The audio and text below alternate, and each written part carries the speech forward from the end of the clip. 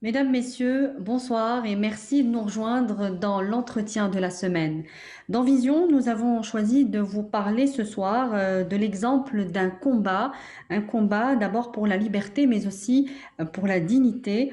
L'histoire de Naama Asfari, militant sahraoui injustement emprisonné dans les geôles marocaines, incarne à elle seule la résilience de tout un peuple qui ne veut pas courber les chines face à la machine ou à l'entreprise coloniale brutale marocaine.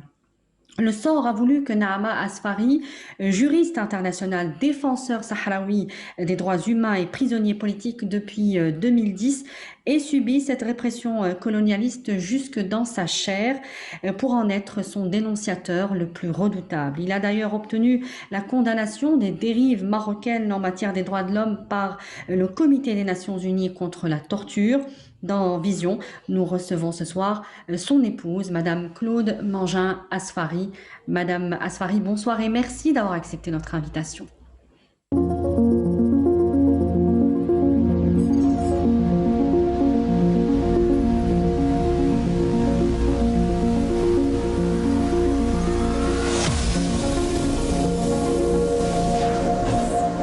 Madame Asfari, bonsoir et merci d'avoir accepté notre invitation.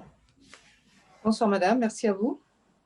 Votre mari est au cœur d'une affaire politico-judiciaire des plus sombres de l'histoire moderne du Maroc. Il vient d'être définitivement condamné avec 18 autres co-accusés dans le procès en cassation du mouvement pacifique de Day à 30 ans de réclusion. Quel est votre sentiment, Madame Asfari, sur ce verdict? Eh bien écoutez, nous attendions à un tel verdict, surtout dans la conjoncture actuelle qui a bien changé depuis le 13 novembre dernier. Nous avions été surpris par l'annonce de l'audience du 4 novembre, à quelques jours du 10e anniversaire de Gdeymizik. Nous n'avons pas pu savoir pourquoi ça tombe maintenant, alors que ça fait déjà 3 ans et demi qu'on attendait cette cour de cassation. Donc maintenant, nous sommes fixés et la lutte continue sur le plan politique, puisque pour nous, l'institution judiciaire avait besoin de se débarrasser de ce dossier qui l'encombre depuis 10 ans maintenant. Et donc, c'est aux politiques de prendre la relève de façon claire, alors que ça a toujours été un dossier politique, bien entendu, et que la justice au Maroc étant au service du roi, puisque, comme vous le savez, on rend justice au nom du roi selon la loi. Et la loi est celle du roi. Qu'est-ce que vous voulez dire par c'est aux politiques de prendre le relais maintenant? Eh bien, les prisonniers sont en prison à cause de leur demande d'organiser le référendum d'autodétermination promis depuis 30 ans maintenant. C'est pour cela qu'ils sont condamnés et pas du tout pour les crimes qu'on leur reproche, d'autant plus qu'ils pour certains n'étaient même pas présents, et en tout cas c'était le cas de mon Pour mari votre qui mari. était arrêté la veille. Voilà. Donc c'est bien un dossier politique et personne ne s'y trompe, et tous les mécanismes spéciaux de l'ONU à Genève ont bien écrit que ces prisonniers sont en prison parce qu'ils ont exercé leur liberté d'expression.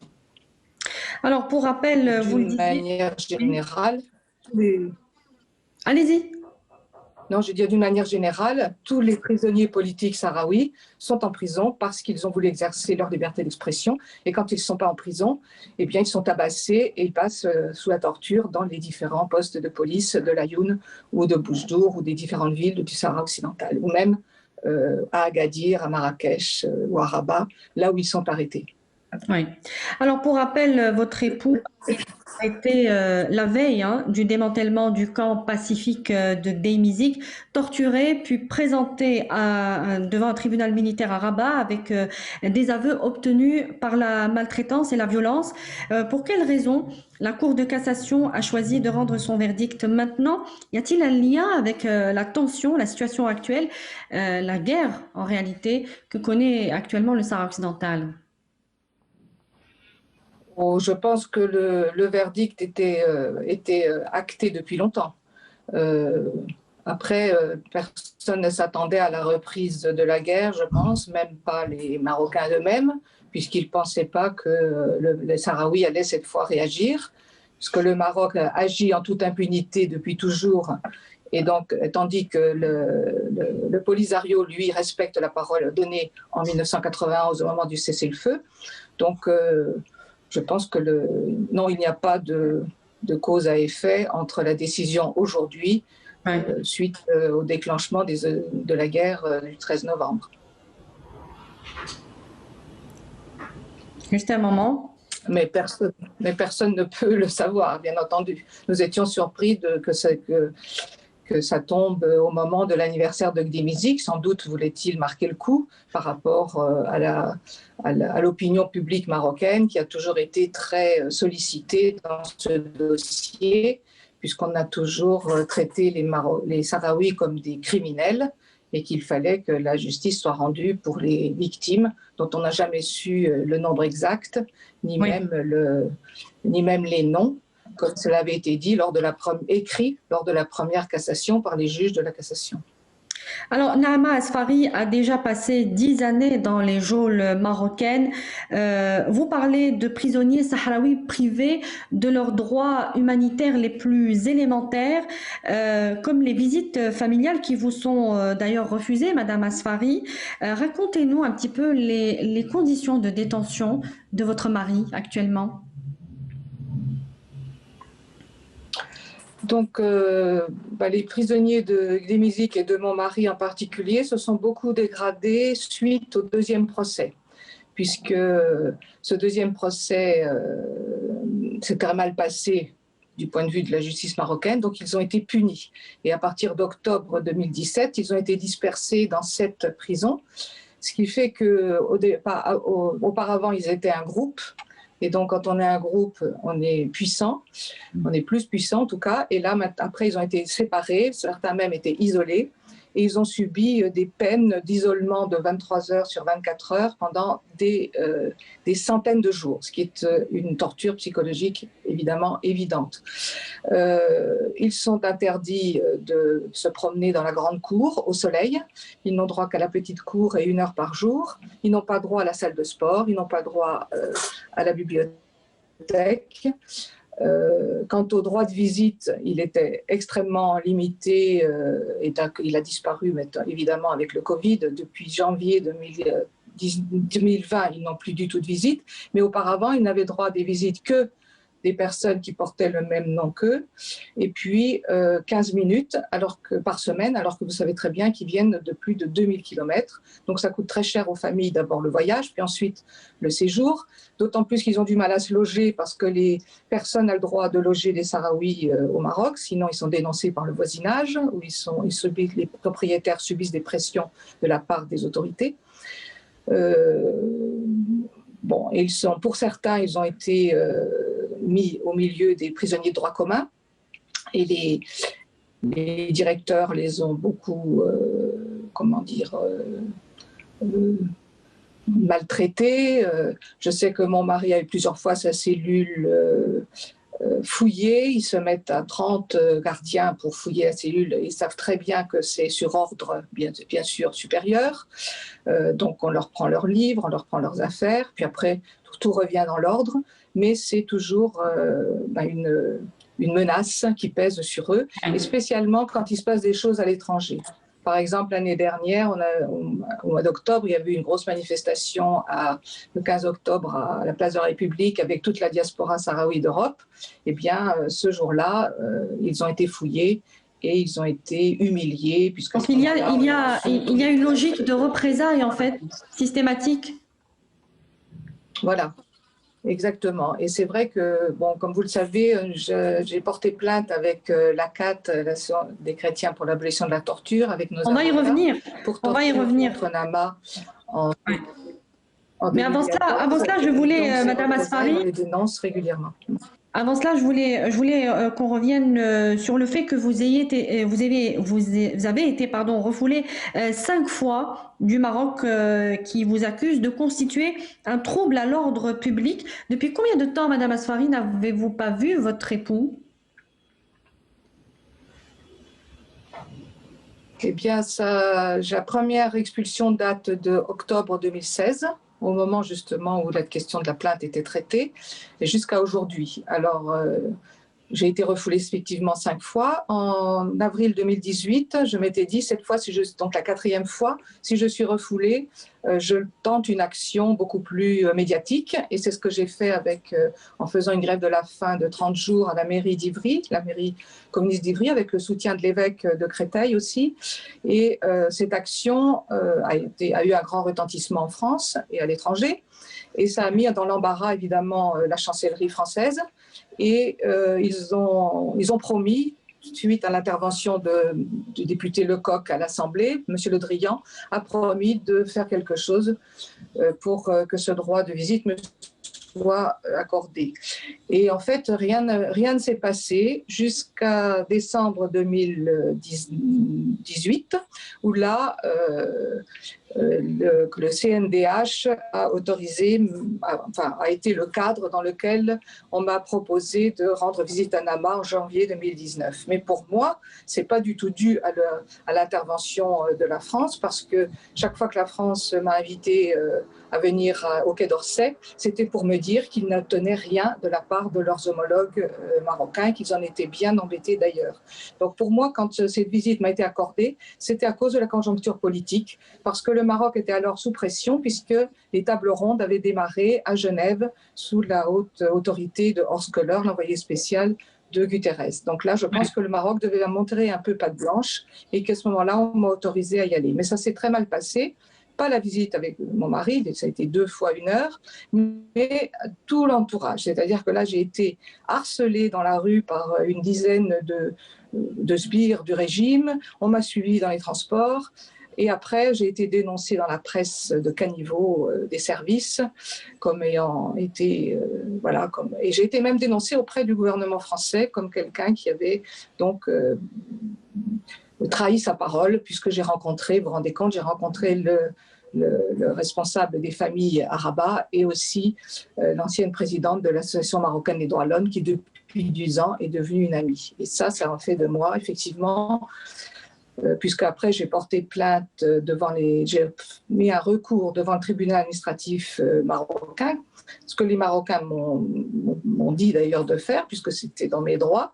Et donc la réponse, j'ai pris une avocate marocaine, et la réponse a été de dire que j'étais un danger pour la sécurité intérieure et extérieure de l'État, rien que ça. Alors, oui, le 14 mars dernier, vous parliez justement de la France et de son soutien vis-à-vis de vous, de la cause de votre mari. Le 14 mars dernier, le porte-parole du ministère français des Affaires étrangères a déclaré que vous aviez bénéficié de la protection consulaire et déclare avoir suivi, ou en tout cas suivre le procès de près, mais n'a jamais rappelé aux autorités marocaines leurs obligations en matière de droit international humanitaire. C'est bien le cas? Oh oui, parce que chaque fois que j'ai été expulsée, quand j'appelais le consulat ou l'ambassade depuis les aéroports, jamais ils n'ont rien fait. Ils ont dit, Madame, nous ne pouvons pas faire d'ingérence dans le pays. Et que le Maroc est souverain. Et il autorise qui il veut d'entrer sur son territoire. Donc ça, cette histoire de souveraineté, je ne la supporte plus, parce que quand ils le veulent, nos gouvernements font effectivement de l'ingérence. Et là, il serait tout à fait, évidemment, ça pourrait tout à fait être le cas, vu les bonnes relations qu'entretiennent le Maroc et la France. Mais là, manifestement, le sujet est tabou, comme vous le savez.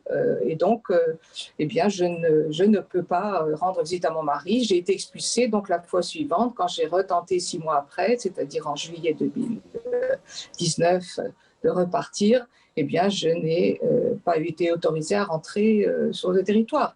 Et donc, aujourd'hui, évidemment, tout est bloqué à cause du Covid. Oui. Mais il faut le Covid n'a pas arrangé les choses non plus. La condamnation a été confirmée. Voilà, mais depuis maintenant que la condamnation a été confirmée, inutile de vous dire, dès que les frontières vont s'ouvrir, je vais relancer la machine et je vais continuer à ennuyer les autorités françaises et les autorités marocaines pour obtenir le droit de visite de mon mari, qui a encore 20 ans à faire. Mais bien entendu, nous ferons aussi tout pour qu'il soit libéré, lui et ses compagnons, et parce que je pense qu'actuellement, avec la guerre, il y a d'autres choses qui vont se mettre en place vis-à-vis des prisonniers politiques de Gdeymizyk.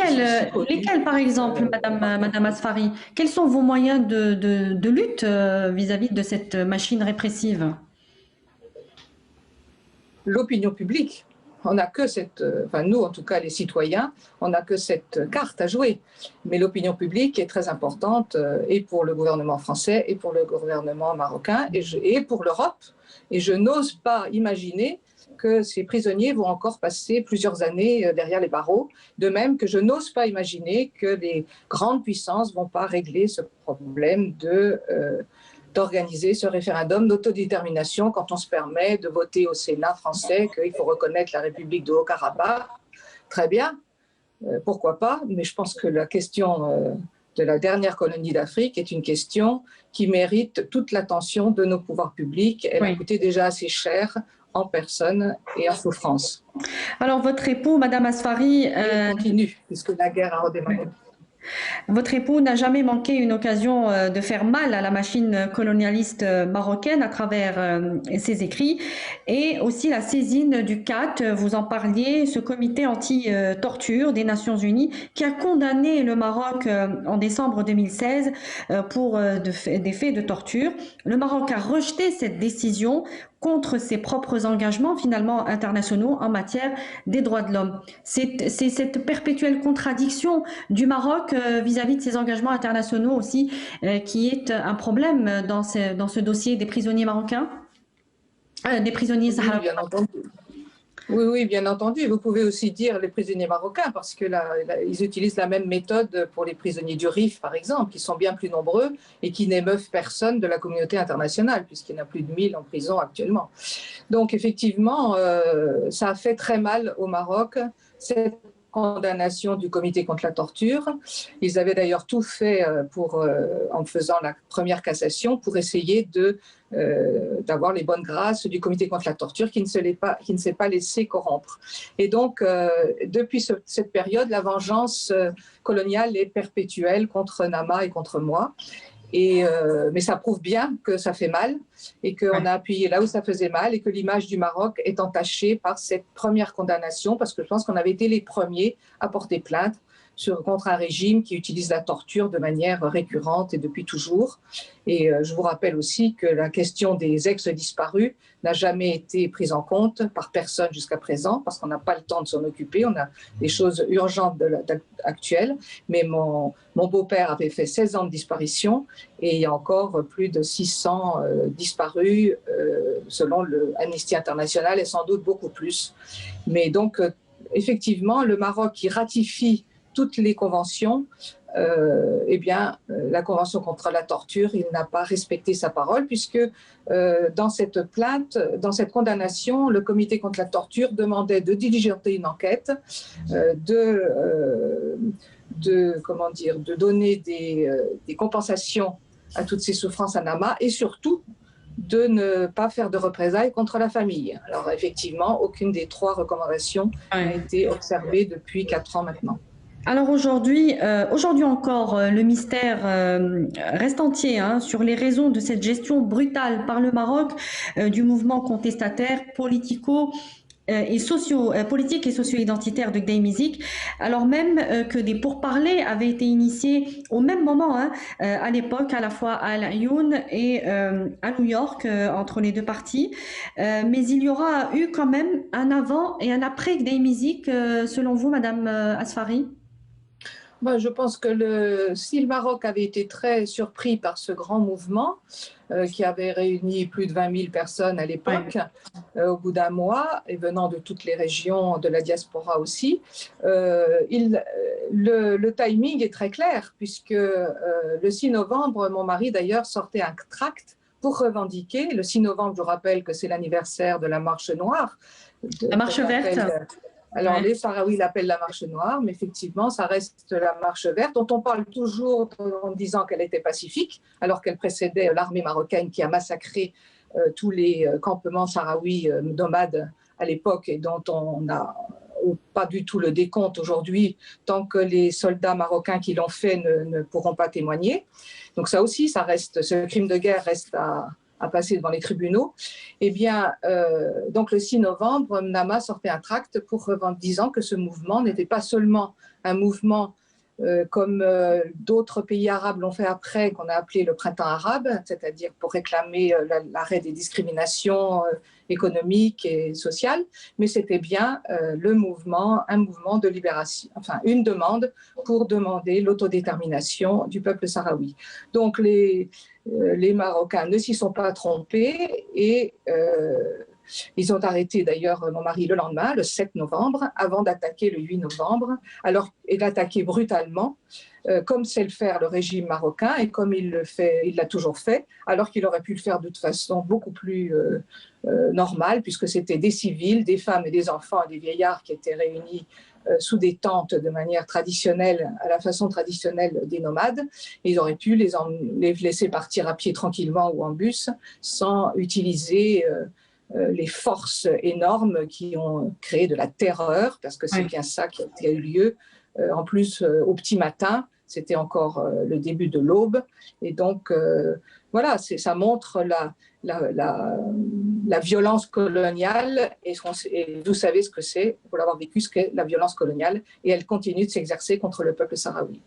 Alors, dans sa dernière lettre intitulée Droit à la colère, datée du 28 octobre de l'année en cours, et depuis sa prison de Kénitra, Naama Asfari fustige l'Organisation des Nations Unies pour les Sahraouis, dit-il, Gdeimizik est la plus belle, saine, juste colère, puisqu'elle a révélé les failles de l'ordre onusien. Nous sommes une liberté qui choisit, mais nous ne choisissons pas d'être libres, nous sommes condamnés à la liberté. Votre commentaire, Madame Asfari, pour terminer, sur cette lettre poignante de votre époux.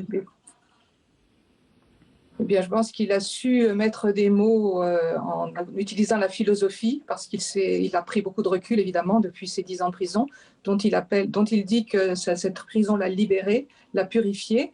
Mais effectivement, l'échec de la communauté internationale est patent, puisque maintenant, en plus, il était prémonitoire, son texte, puisque maintenant la guerre a repris. Et c'est vrai qu'une de ces grandes interrogations, par exemple, c'est de se demander comment se fait-il que personne n'est capable d'obliger le Maroc à respecter la décision du comité contre la torture qui a été prise il y a 4 ans. Comment se fait-il que personne non plus ne permet que le Maroc applique les conventions de Genève, etc., etc. Je veux dire, chaque pays qui participe des conventions de Genève, chaque pays qui participe à l'ONU est co-responsable du fait que le Maroc n'obéit pas et agit en toute impunité depuis tant d'années. Et on voit où on est arrivé aujourd'hui. Donc, ces lettres, Madame Claude Asfari, sont les seules nouvelles que vous avez de votre mari, ou est-ce que vous avez eu l'occasion de lui parler au téléphone pour terminer là-dessus? Non, non, on a droit à 5 minutes de téléphone par semaine. C'est tout. Et je lui ai parlé lundi. Il m'a parlé lundi, puisque moi, je ne peux pas l'appeler. C'est lui qui m'appelle depuis le téléphone public de la prison. Et dans quelle morale il se trouve? Écoutez, j'ai beaucoup de chance d'avoir un mari qui a toujours un bon moral. Et comme je vous le disais, c'est lui souvent qui m'encourage, parce que moi, j'ai souvent des moments un peu difficiles. Et donc, grâce à la philosophie, grâce aussi à la justesse de son combat, grâce au fait qu'il est d'une lignée de combattants, eh bien, il est toujours dans le même état d'esprit. Il croit au combat pacifique des Sahraouis et il est bien désolé que la guerre ait repris.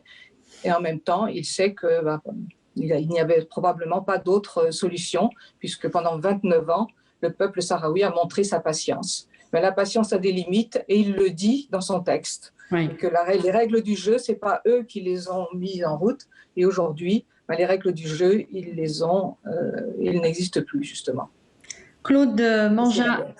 Claude Manja Asfari, je rappelle que vous êtes l'épouse de Naama Asfari, prisonnier politique au Maroc. Merci d'avoir répondu à nos questions ce soir. Je vous remercie pour m'avoir donné la parole et d'être donc le porte-parole de tous ces prisonniers, de tout ce peuple sahraoui qui souffre, mais qui se bat.